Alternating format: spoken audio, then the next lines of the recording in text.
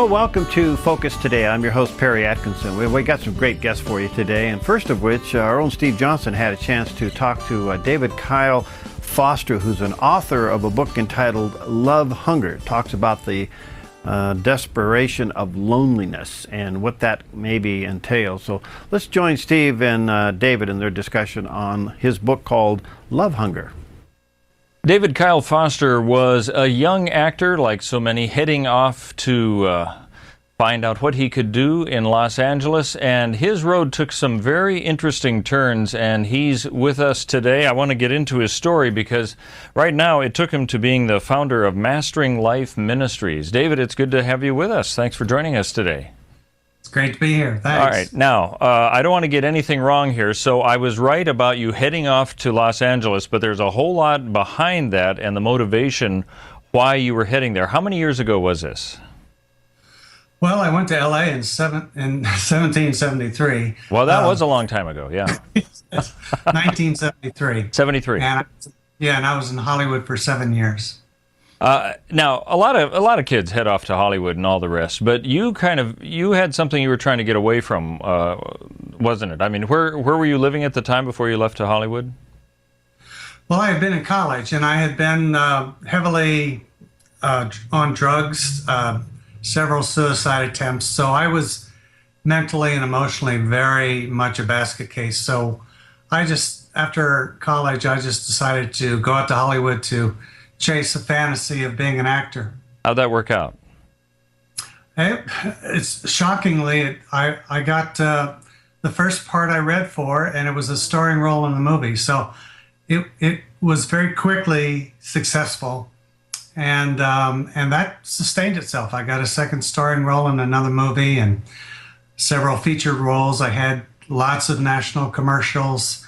I had some of the best agents in town, so that side of things was going really well. It was the other side that was the problem. It was the secret life that I was living as a male prostitute.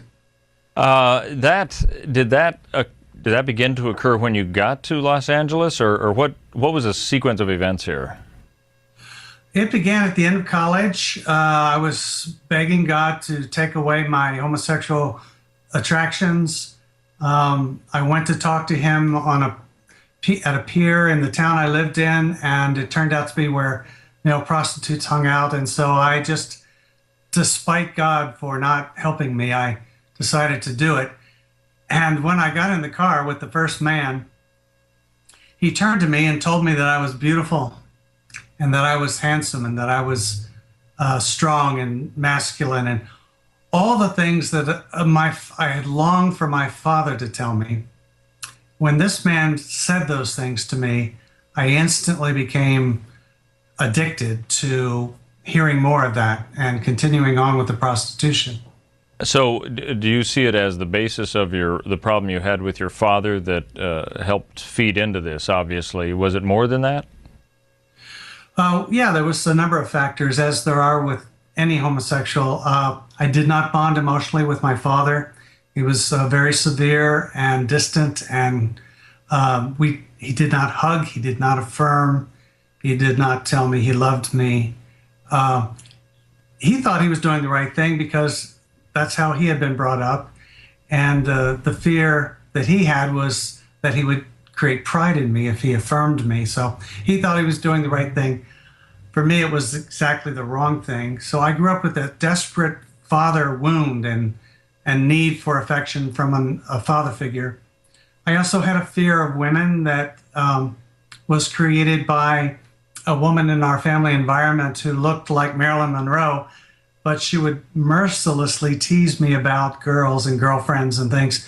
So it instilled in me a fear that a sexually mature woman was going to humiliate me as a little boy.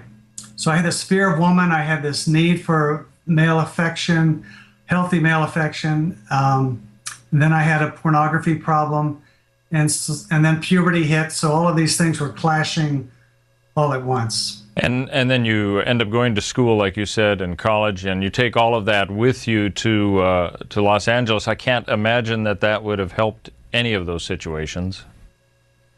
No, I had to hitchhike into Hollywood to look for an agent and to go on auditions, and I was propositioned every time I was picked up. There's a lot of predators in Hollywood. And so I was instantly thrust back into the decision whether to continue that and those affirmations that I desperately needed or not. And I decided to continue doing it just because I was angry at God, and I needed those affirmations. On the acting side, even though I was successful, you get one great acting role out of 25 auditions. So most of it is rejection, even if you're being successful. So there I was. All right, I want to mention, we're talking with David Kyle Foster. He's the author of a book called Love Hunger, and I noticed that you have a few with you behind there. What is it that you want people to know about, especially as this ties in with Mastering Life Ministries? There's a lot to your story. Tell us what we should know about that brought you to the point where you call this a harrowing journey from sexual addiction. From where you were then to where you are now, how'd you get there, and then to write this book as well? Well, I was an actor for 7 years. I 3 times people tried to murder me when I was hustling on the streets. And so I had some experiences of God rescuing me from death in such a way that I knew it was God. And I tell those stories in the book. And so even though I was hating him and doing everything I could to spite him, he kept rescuing me, and it put into me some hope that maybe he would love me after all. Maybe he would forgive me after all that I'd done. I had porn shot at my house. I was deeply addicted to pornography and sex addiction and things. And so after 7 years of acting in Hollywood, I realized that people flocked around me when I was having a success. They disappeared when I wasn't. The love I was looking for wasn't going to be obtained that way. So sex was out, fame was out, fortune was out. So I turned back to God. I briefly followed a guru because I didn't want Christianity. I had a negative taste in my mouth over that. So I was hoping this guru was really the incarnation of Jesus that he claimed to be. Long story short, he did not turn out to be a reincarnation of Jesus Christ. So I got on a plane and flew to Israel to find Jesus in 1980 and found him there. I was in the Garden of Gethsemane, and I was asking God, my guru can do miracles and you can do miracles, and how's somebody like me supposed to know who's really of God? What's the signpost for that? And he spoke into my spirit really clearly, and he said, who proved his love for you? And I had just been where he'd been whipped and dragged the cross and been crucified, and his proof that he loved me was right there in my face, a real demonstration to the max. Then I looked at the Buddha and Krishna and Muhammad and all these other people that I had become enamored of, and none of them had done anything of the sort. Only Christ had proven his love for me by going through all that torture for me. And then he proved that he was God by raising from the dead. So I flew back to LA, told everybody in the ashram that I was living in, they were following the Antichrist. They kicked me off the street, understandably, and I ended up at Hollywood Presbyterian Church asking the pastor, what am I going to do? I'm bound by sex addiction. I've been sleeping with 2 and 3 people a night for 10 years, and I can't just stop. I don't have the power. And he essentially said to me, that's good, you realize that. Now let's ask Jesus to do this for you. Why don't you call upon his power? And that was the greatest lesson I could have learned. And I was just newly saved. Nobody had gotten to me yet to tell me what God couldn't do. And so I just believed him. And I embraced the idea that God was going to come into my life and take away the power of sin for me as I remained in relationship with him. And that's how I got out. Wow, that's pretty amazing. So you went all the way to Jerusalem to find Christ in the Garden of Gethsemane, and then you come back, and that's an amazing thing. What at that point then? did you restart your life, or what happened? Because it's got to be a tough transition that you're making there as well, is it not? Yeah, well, I didn't want to get fooled by another false prophet again. So I decided I'd go to a seminary for a year and get a biblical studies certificate or something like that. And so the pastor at Hollywood Pres recommended Trinity Evangelical Divinity School. I went there. This millionaire found out about my story. The guy who founded Tropicana Orange Juice found out about my story, and he paid for my whole 3-year MDiv. Wow. So the next 3 years after getting saved were spent deep in the Word of God. Now, through that then, did you found Mastering Life Ministries, or how did this come about? And tell us what it does, actually. But is that how you got into the ministry business, so to speak?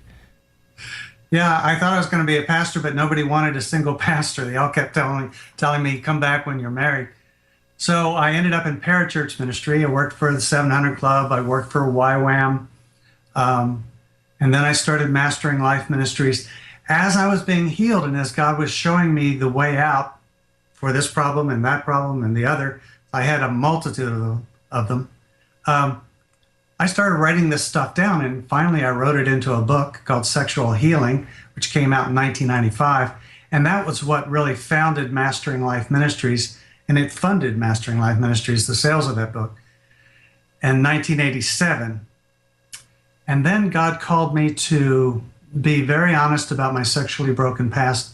And I realized that as bad as my past was, it set other people free to confess their sins, which weren't as dark. And I realized I was being called to do this as a living. Wow. And so how long have you had this ministry going on? Well, since 1987. Okay. We've done radio shows. For the last 7 years, we've done a TV show called Pure Passion, and people can still watch it online at purepassion.us. And we have it all divided up by topic, so you can go quickly to the show of the topic of your interest, whether it's sex trafficking or sex addiction or homosexuality or whatever. And then in the last year, we've been working on a documentary, and I'm documenting the fact that Jesus Christ can set anyone free from anything. And I'm starting with homosexuality. And I brought together 29 voices from the gay lifestyle, testifying to the fact that Jesus Christ has brought healing into their life, many of whom are now married and with children. So there's real and lasting healing for this. Wow. Well, tell you what, keep in touch with us. Let us know when that comes out, and we'll talk to you about that production as well. When might we see that at the theaters or elsewhere? That will be out in 2 weeks. 2 weeks. Yeah, the website for that is suchweresomefyou.org. Okay. Well, we may be talking to you sooner than we thought then. That's great. Let me mention the book again. It's called Love Hunger, A Harrowing Journey from Sexual Addiction to True Fulfillment. And that's by David Kyle Foster. Thanks for being with us. Appreciate it. My pleasure. Thanks. Fascinating. All right, Steve Johnson. All right, coming up next, I think you'll find our next guest to be pretty interesting. He's an actor and went to Russia. What's it all about? Well, we'll share that with you in just a few moments. Hi, I'm Paulina, and I work at theDove TV. Did you know that when you support theDove TV, you have a profound impact, not only in our community, but around the world? It's your continued support that takes the inspiration and hope in the programs we produce and makes them available to the thousands of people who are watching these videos online every week. Help bring encouragement and hope to our valley and beyond by making a secure online donation today at our website, thedove.us.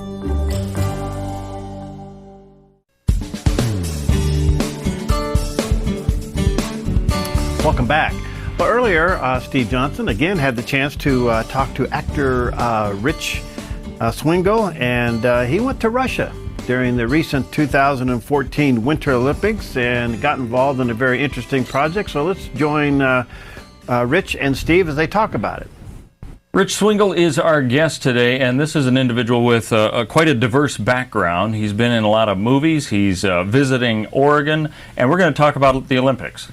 So there's a whole lot of things to really discuss in a brief period of time. It's good to have you with us. Thanks. Great to be here. I want to start with a movie that probably gained the publicity that you didn't want it to gain was Alone Yet Not Alone. And that's the movie that I'm sure that you were a little disappointed when you heard it wasn't going to be in the running for some awards, because they actually pulled it because of what they thought were some lobbying efforts that shouldn't have happened. Had nothing to do with you or the actors, but it had to do with distribution. That movie, that's with Johnny Erickson Tada, right? And you were part of that movie. Song. Yeah, okay. She sang the theme song. It was nominated yet not nominated. And was it her song that was nominated? I think she didn't write it. No, she only performed it. But it was a performance that they were. It was that song. It was that song that was up for Best Picture for the Oscar, and people were pushing to get it unnominated from a bunch of different directions. They said that it wasn't properly advertised. It has to be released in the year before the Oscars. It has to be advertised at a certain level, and they proved that it was released, in enough time in that year in 2013, and had enough advertisement. So they kept coming at it from every angle they could until finally they knocked it out.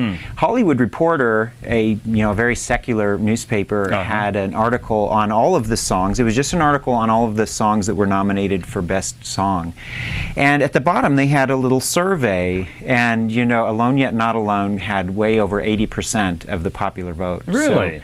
So it was a real shame. Well, and also, as I recall, what the lobbying efforts were for the person who was trying to promote that part of it all was not anything that anyone else hadn't done. It almost reminds me of the movie For Your Consideration, which is almost what happens in Hollywood, right? Where they say, hey, here's something that we'd like you to listen to and tell us whether you think this would work for your voting. Yeah, right? Pretty much. Basically what Bruce Beresford, one of the writers of the song, did was he sent out a note to, I think, 79 of his friends kind that of were an email type nominators. Thing, right? It was just an email, just saying, I didn't want you to miss that my song was on here. It wasn't vote or else. It was just wanted to make sure you didn't miss it. And that seemed to be some sort of a reason why they kind of hit Well, when they called him up, he asked, why are you taking this away? Yeah. And they said, we can't tell you. I mean, he'd been a part of the nominating team. He'd been a governor for his part of the Oscars, and he'd been on that for 30 years, and so he knew all the rules. Been doing it, sure. Yeah. He didn't break any rules. Now, has this movie been released yet? It was released for a short time in 2013. Just limited release in LA and maybe the New York area. So is it going to be in the theaters at some point? Yes, it will be. Unfortunately, not in Medford. Well, we'll have to work on that. Well, people can bring it here. It's being done through SeatZ. If you go to richdrama.com/Alone Yet Not Alone, you'll find the details on that. Okay. Well, and in fact, they could use it as a marketing ploy, saying, come see the movie Hollywood didn't want to win an award. Or something like that. Well, they're kind of yeah, absolutely. Well, that's only one aspect, because you've been involved in a lot of films. You do a lot of plays. You do a lot of seminars too, don't you? Sure. Workshops and that type of thing. Yeah. And in fact, that's kind of the reason why you were brought into Portland, wasn't it? Yes, I was brought out to perform for a fundraising campaign for the Twin Rocks Friends Camp. I had been a counselor there when I was back in college, and they wanted me to come out and perform in the Newmark Theater as a part of a performance that was raising funds for the camp, and unfortunately they ended up switching it to October. So I'll be back in October. But for now, I'm hanging out with my family here in Medford. Well, in the minutes that we have, I want to talk about something that doesn't necessarily have to do anything with films or anything like that. However, there may be a little bit of acting that went, and you'll have to tell me about it. We covered a lot of what was happening at the Sochi Olympics. Yes. And we knew that there were a lot of, we Skyped a couple times with some ministries who were there, talking to some of the people who were going there as participants of the Olympics, as well as those who were just fans of the Olympics and were there to get a seat, and how they were telling them who Christ was as much as they could that way. You were actually one of those who were there kind of doing that, is that right? Absolutely, yeah. We brought a team of 13, and we performed on the streets of Sochi, in the Olympic Park, and up at Krasnaya Polyana, up where the mountain sports were taking place. And we performed a piece called Tsarevna Lagushka, which is the Princess Frog. My original concept was to go in... Is it the old one? The one that we know about the... It's not the Disney version. Not, okay. No, All it's... right. And so what happened was we had planned to do this movement piece that told the story of the creation, the fall, and the redemption through Christ, kind of told through Olympic sports. And the local context there said that really isn't going to fly because it's illegal to proselytize to minors. And because we were going to be out in the public, we just could not do a play that presented the gospel. And very sad, but also the crucifixion is rather violent, and doing something that was violent at the Olympics was maybe not a good idea. Oh, yeah. So they challenged us to find a Russian folk tale that we could bring to life and just strike up conversations with people afterwards, hand out Olympic pins that had the gospel on it.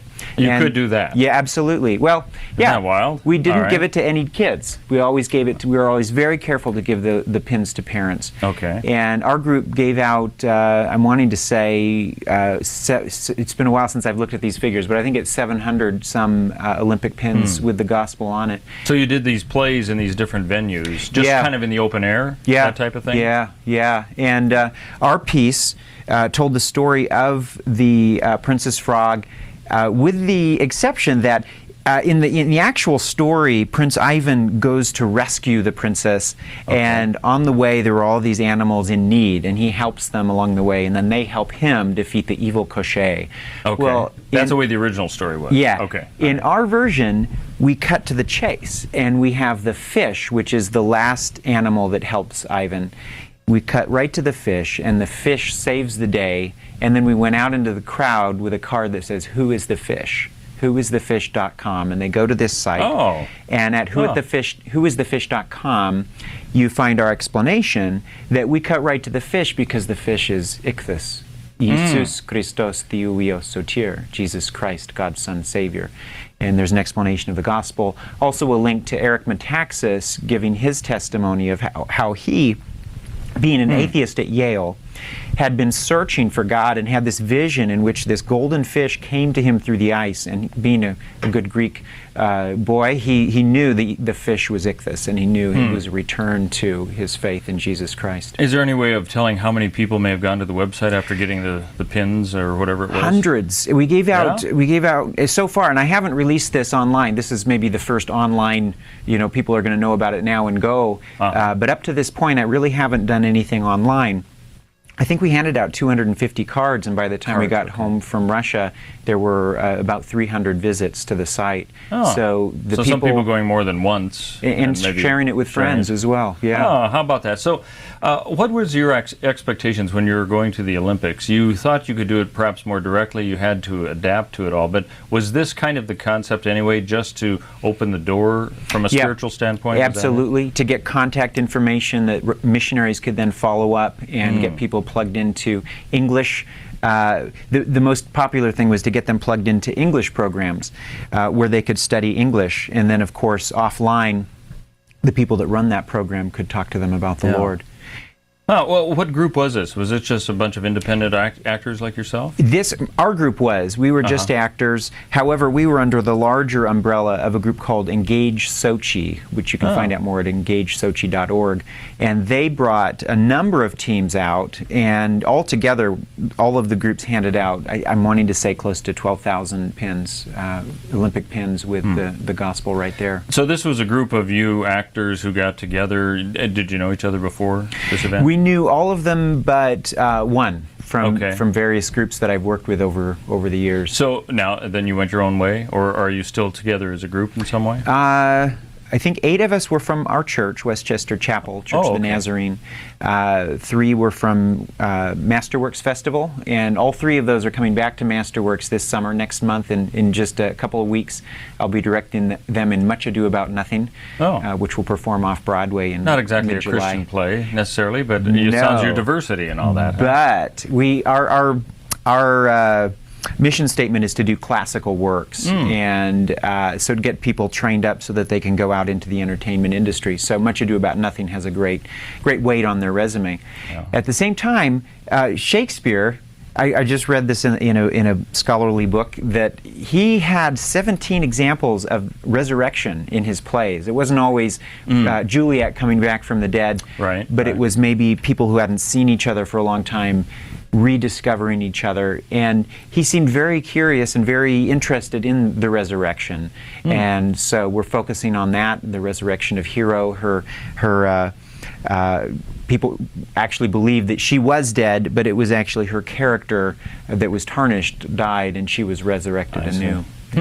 Now, we're looking at the soccer games going on now, and so many other things. You can almost go around the world and do these kinds of outreaches like you did in Sochi. Do you plan on doing any future ones? We're going back to Rio. Speaking of the World Cup, they're going to be hosting the Olympics in 2016, and we're planning to bring a group there as well. Now, every country, I suppose, has their limitations. Are there any limitations you know of there in Rio that you can and cannot do things? I don't. We have a number of contacts down there already, and so we're looking forward to that very much. Well, it's a highly Catholic country, so I would almost think that wouldn't be part of the problem. But I don't. You have to investigate each one, I suppose. That's right. Yeah. Well, so briefly, what are you doing now then? Now I'm gearing up to go and direct the theater program for the Masterworks Festival. Okay. So that'll be starting in a couple of weeks. And there's another movie that you're going to be in. Is that right? Oh yes. Yeah. Well, nothing on the lineup in the future. I'm auditioning right now, being considered for a film, the Mayflower 2, which is a sci-fi thriller. Wait, the Mayflower 2 is a sci-fi thriller? Okay. Basically, I have to look for that one. Well, basically, the world is at a state where people are being moved off of their farms into urban centers so the government can keep them safe. Sure. And basically, they leave the planet to escape religious persecution. On Mayflower 2, the on Mayflower 2, the spacecraft. I got it. And settle on Mars. Well, you'll have to tell us if you get in on that. That'd be great. I sure will. In the meantime, Alone Yet Not Alone, I just want to go back to that. Is that out on DVD yet? Not yet, no. But we should look for it if we can't get it at the theater then. That's correct, yeah. And you have a huge role in that? It's actually, it was reduced. It was reduced. Oh, aren't they all, though? Yeah, well, the producer came up to me. I was watching it at the San Antonio Independent Christian Film Festival when it was screened there, and the producer came running up, Rich, I'm glad I saw you. He says they had to cut like an hour out of it. And, the whole, of the film. Yeah, from the rough cut. Yeah. And my scene was one of the ones that had to go. But thankfully, they kept me in as a flashback. So you see my face for about 5 seconds. Some people don't even get the flashback credits. That's right. So that's good. Rich, thanks for being with us. Oh, this was great. Rich Swingle, a guy who's doing a whole lot of stuff, and I imagine when you go to Rio, maybe we'll Skype you in and that'd be some fun. updates. Yeah, that'd be really fun. Thanks for being with us. Okay, you bet. All right, fascinating. Coming up next, some would say that we are in a constitutional crisis. Well, my next guest, I think, can really speak to that, and I think you'll really be impacted by our time together with Dr. Lawrence Gelman coming up next here on Focus Today. Hi, I'm Daniel and I work at theDove TV. You know, compared to Portland, Seattle, and LA, Medford might be considered a small market, but at theDove, we're excited about the opportunity to make a big impact right here in our community. And you help make that happen. Did you know that more than 90% of our income comes from people like you? You can help us now by making a secure online donation at our website, thedove.us, or by phoning 541-776-5368.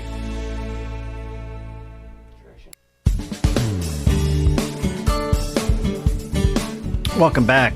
Hey, delighted today to have with us Dr. Lawrence Gelman. He is a medical doctor, practices in South Texas, a hospital administrator, conservative activist, media personality, does his own talk show, host of Talk Back. But he has written a book that I think is a book that you're going to have in your library, in your home, especially if you are doing any kind of homeschooling. This is an incredible resource. It's called The Fall from Grace. And Dr. Gelman, nice to have you, my friend. Good to see you today. Thanks. Nice being here with you. Listen, this is quite a book and quite an undertaking. Wow. First of all, thank you for doing it. What led you to take this on? I was doing these radio programs, and the discussion would often go to constitutional issues. And for the program, I would take notes, on a particular topic. And over a period of time, I accumulated enough notes, I thought I could actually write some kind of pamphlet.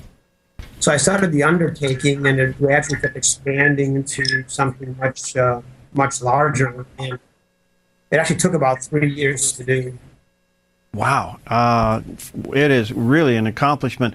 By the way, where can people get a copy of this? This is a fairly large book, and it is incredibly documented. Where can people get a copy of this? They would just contact me directly, because I've updated it, and so I'd like anyone who's interested in it, I'd like that they receive the latest edition. So which should be a good place to do that. Let me give you my email address, okay? Okay. It's Gelman, Gelman, at AOL.com. Okay. And they can contact you there. Yeah. Would you say we are in a constitutional crisis? Well, we've been there for quite a long time, and I'm not sure if it's a crisis anymore. The Constitution has essentially been discarded. So I don't think there's a debate any longer on constitutional issues, other than the debate that we're no longer functioning as a constitutional democratic republic. I think that's the crisis. That's the problem. Where do you think this separation began? At what point do you think we subverted the Constitution? Well, technically, the biggest subversion was with a Supreme Court decision, which is well known, called the Marbury versus Madison decision, in which the Supreme Court took it upon itself to become the final interpreter of the Constitution, which, of course, is nonsense. They have no interpretive powers whatsoever over the Constitution. And by using that power, which they usurped and was given to them, ceded to them by the other two branches of government and the states, they've been able to reconstitute the Constitution into a form which is alien to the original ideological principles of the nation's founding. So that one act put the final interpretation into the Supreme Court, so that's why the battle for the court is what it is, because it's just a matter of human interpretation at that point. Yes. You see, what they've done is you have, originally the country was supposed to be a number of independent sovereign states bound together by a common ideology, something unique in the world. Even today, most countries are bound due to race, religion, national origins, not really ideological, unless you look at the former Soviet Union, which might be considered your bizarro world. And but that has been converted over a period of time into basically a fascist regime in which the people are serfs, no longer free, but are subjects to the central government. This has been an evolutionary process, not a revolutionary one, but an evolutionary one, through numbers of Supreme Court decisions and legislative efforts, which have slowly eroded the power of the states and the people and transfer that power to the central government, which is the federal government. And that is completely opposite of what our founding fathers had envisioned. Our founding fathers had envisioned sovereign states with free people, and that the states would be bound together in a harmonious display by using a central government to resolve conflicts between states. The central government was never to have any authority whatsoever over the individual citizen, ever. And obviously, we have strayed very far from that path. All right, so we have gone from our rights coming from God to now supposed our rights are coming from the government. So such things as life, liberty, the pursuit of happiness, they don't exist anymore as far as this government is concerned. That's exactly correct. Remember, the Declaration of Independence, which you were just quoting from, is very important. The idea that the individual human rights are natural. They come from a higher authority, not from man, not from government. Right now, we don't have rights. We have privileges. This is the way the governments always used to function and function in most of the rest of the world. that they bestow privileges upon the people. That's not the way it's supposed to be. The Declaration of Independence is the ideological underpinning of the country. And the Constitution is the architecture of government. One leads directly from the other. The principles of the Declaration of Independence are incorporated into the practical application of government, which is found in the Constitution. Clearly, if you look at what the ideological underpinnings of what you've just said, natural rights endowed by a creator, and that we're equal and free, and we have a right to pursue our own individual perception of happiness, that no longer exists in this country. If you look at any other country on the television or go visit them, superficially, we're all very similar. I mean, they all have cars and streetlights and theaters and all that. Right. And the way the country functions is not so obvious to the casual observer. So if we go to France or Russia or Japan, really, it doesn't seem that much different from the United States. The difference in the United States was the ideological foundation of the country, which is of individual liberty, freedom, and independence. So we really aren't free. I mean, the idea, we somehow think we're free. We're not free. We're not any more free than if someone in the Soviet Union had to wait 10 hours to get their potato. Nobody required them to wait in line. Nobody forced them to wait in line. Nobody took them to prison if they left the line. They did that voluntarily. But obviously the people in the Soviet Union were not free. And we're not free. We're not free. If you think we're free, then don't pay your income tax. If you think you're free, go smoke some marijuana. We are not free. We function within the boundaries that the government allows us. And if we stray beyond those boundaries, the force of the government comes down upon us. We are not a free people. We're no more free than the people who live in Cuba or in North Korea. We are just simply the government allows us a wider latitude of function. And we're not a free people. Interesting. Let me take a quick break. We'll be right back with Dr. Gelman and his book called The Fall from Grace, and we'll give you that website or his email one more time if you'd like to maybe get a copy of this. This thing is extremely well done, and you might want this for your library. We'll be right back. Hi, I'm Paula, and I work at theDove TV. Every day we get letters and emails from people who've been encouraged, blessed, and challenged by the programs on theDove TV. But we couldn't do it without you. Did you know that more than 90% of our income comes from people like you? You can help us continue to bring inspiration and hope to our community by making a secure online donation at our website, thedove.us, or call us at 541-776-5368.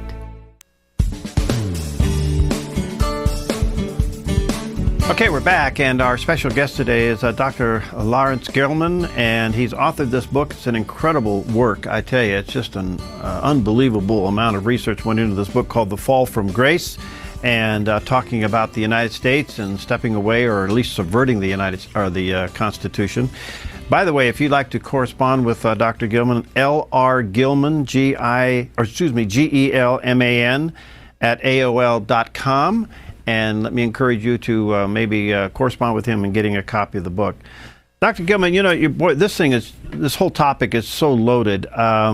It appears now the perfect storm has coming over the top of us because we seem to have a complete lawless administration and president that's imperialistic to the point of not only subverting the Constitution, totally ignoring it. Now we're in a crisis. We got a rogue agency called the IRS. We don't know what to do. We can't figure out a way to correct this or stop it. There doesn't seem to be any balance of powers anymore. I mean, we're in a crisis. How do you respond to that? It began long before this term. The Democrat Party and this president obviously believes himself to be king and his wife to be Marie Antoinette. The fact of the matter is that they have identified themselves as the enemy, and they are not the real problem. The real problem is the Republican Party, the party that falsely presents itself as being the party of the Constitution. The Democrat Party has declared itself the party of fascism, and we need to stop calling them socialists. To call Barack Obama or Chuck Schumer as socialist is about as insulting as calling Adolf Hitler a Nazi. It doesn't bother them, okay? They are technically fascists. Fascism is where the government, where you have a private sector, but the government dictates to the private sector and to the citizen what they may or may not do. So that is not communism, because the means of production are still in the hands of the private sector, at least to a great extent. And the private property is still can be owned, versus a communist state in which the government owns all means of production and owns all property. So we are a fascist state, and that's not an extreme example. If you go ahead and look at what fascism means, we are a fascist state. And that began long, long before Barack Obama. Mm-hmm. The problem that we have, and I have spoken with some Republican senators, is that they're basically all big government. There is no recourse within this government for the American people. There is no source of constitutional behavior in this government. So you ask, where do we turn? I really can't give you a good answer, because the opposition party, which is supposed to be the Republican Party, is nothing but the other side of the coin of big government. One side, the Democrats, who admit they're big government, and then the Republicans who say they're not, but actually behave as though they are. But I'd like to just say one more thing about the book. The book is unique, and I have a day job. I usually just give this thing away. I'm not looking to make any money on this stuff. I just trying to educate. There's no other book like this, and I've looked through books on the Constitution, even commentaries on the Constitution. They're all very simplistic and not very, very well done, even the ones done by Supreme Court justices.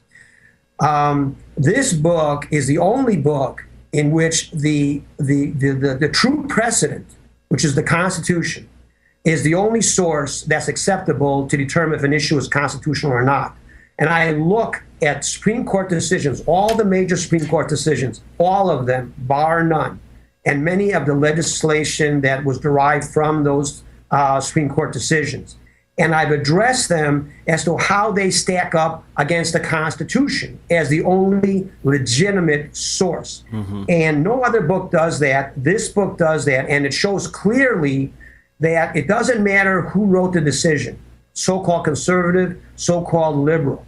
The fact of the matter is every major decision, even the ones that conservatives believe went in their direction, such as the Heller decision, are really all geared to transfer power from the American people and into the central government. You have to remember that these guys all belong to the same club. Mm-hmm. They all belong to the same club of when big government is the name of the club. We are on the outside. We are looking in from the outside. We are servants. They are the central government. We have a president who's a king and has been a king for a long time. We have the Congress, which is the aristocracy, and we have the priestly class, which is the federal court system. Wow. Again, I can add my comment to this book. I've never read anything as researched as this, and Dr. Gelman is absolutely correct, and so get a copy of it. Dr. Gelman, there appears to be a pushback now. It seems that the citizenry is slowly waking up, that we're so far off course from the Founding Fathers, we're so far off course from the Constitution, that there seems to be now some kind of a pushback. And I realize the struggle for power is now in the crosshairs, but do you think the citizens will begin to make a difference? I mean, is there hope in this mess? Well, the question is always education. You need to understand that big government and the media and the system of public education are all in cahoots, basically giving a false premise to the foundation of the country. And so the only source, or the only group that's left, is the individual American, whether that's the Tea Party or whether some other form. There is nothing in the establishment which will defend the Constitution. They are all the enemy. The big government, all the senators, all the congressmen, federal and state, all the mayors, all the entire structure of government in this country is the enemy. The enemy of the Constitution, the enemy of founding principles. And that's all there is to it. On the other side are independent groups, whatever they may be, that are such as yourselves and others, which are lone voices in the wilderness. Without any, I would say, formal structure. No, you don't have a party, not really, not yet. And so where that goes, I can't predict. I don't have the ability to prophesize where that will go. The fact of the matter is that anyone who understands or reads the Constitution, and there's a reason it is no longer taught in school. Mm-hmm. If anyone reads the Constitution, it becomes very evident and obvious that the way the country functions has nothing to do with the way the Constitution was determined the country ought to be run. And so anyone that reading the Constitution can easily see or determine that we are essentially being run by a gangster government that's not legitimate. And because the country is technically based on the Constitution, then technically our government is illegal and illegitimate. It carries no more legitimacy than the North Korean government or than the old Soviet government. Or than the Cuban government. It is no more legitimate than any of those tyrannical regimes. Wow. I'm going to run out of time, so I'm going to have you back. But quickly, as a physician, what's your response to Obamacare? Not only is it unconstitutional, but as a physician, what do you think of it?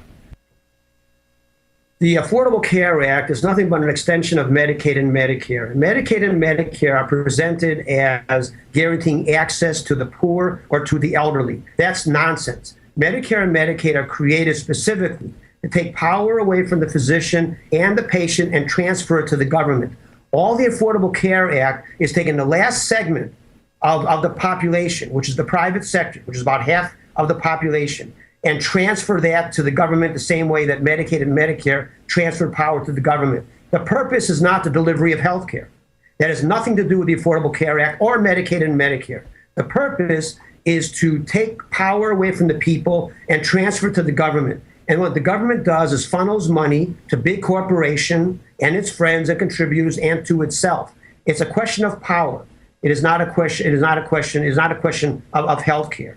And what is amazing to me is how the foolish and idiotic Republicans can take an issue in which the purpose of Medicare, Medicaid, and the Affordable Care Act is to enrich a very small number of very powerful and very rich people for no other purpose than to increase the power of government and to enrich the friends of government. And that's the only reason, and you can name names. You can name names. All you have to do is follow where all the money goes. Mm-hmm. It goes to big corporations, and it goes to big industry, and that's where all the money goes. And that is the purpose of the Affordable Care Act. And of course, it is anti-constitutional, as is Medicare and Medicaid. They are also anti-constitutional. All right. In the meantime, our president seems to be governing through executive order, which is bypassing the other branches of government. Of course, it's unconstitutional, but it seems to be sticking. And because he's getting away with it, there is no stopping. There doesn't seem to be any gate here whatsoever to slow this president down from taking us down this fascist route. Well, you're exactly correct. And first of all, there's no such thing as executive power.